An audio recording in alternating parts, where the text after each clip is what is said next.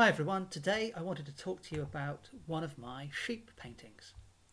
So let me just go to the sheep paintings gallery and then I'll find the painting for you. Here we are. So this painting is Summer Light, and I was driving along the Exmouth Road when I just happened to see these sheep in a field. So I pulled the car over, hopped out and took a few reference photos. Now I'll often stop the car to take photos of animals, especially if it's an unusual looking animal like a belted Galloway cow or perhaps a llama, something like that. But of course sheep are very common in the fields of England, especially in Devon.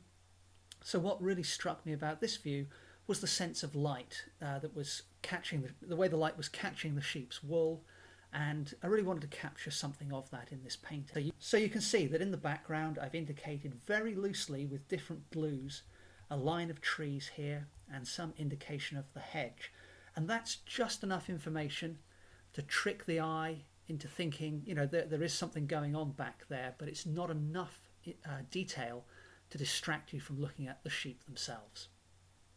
So the sheep I blocked in with acrylic very quickly and very loosely, and I tried to keep some of that looseness and expressiveness in the final painting. And then once the acrylic paint had dried, I then used Atelier interactive acrylic over the top. Now these acrylics are really cool because even once they're touch dry, you can spray them again with water, and that allows them to be blended much more easily than normal acrylics. With normal acrylics, once the paint is dry, that's it, it's done. You can paint over the top, but you certainly can't blend them.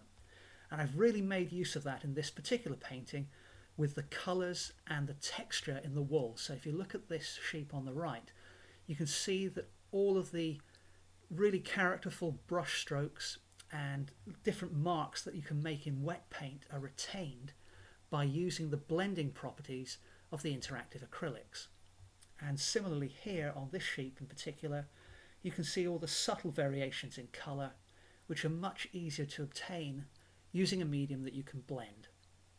And then notice on the sheep here, obviously we think of a sheep's head often as being black, but I've actually used dark blue and then picked out these blue highlights where the sun and the light are catching the sheep's nose there.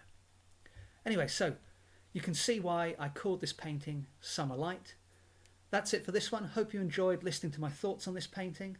Please feel free to subscribe to the channel, or if you want to ask me any questions at all, then you can contact me through Facebook or Twitter. My account name is Art by Mike Jory.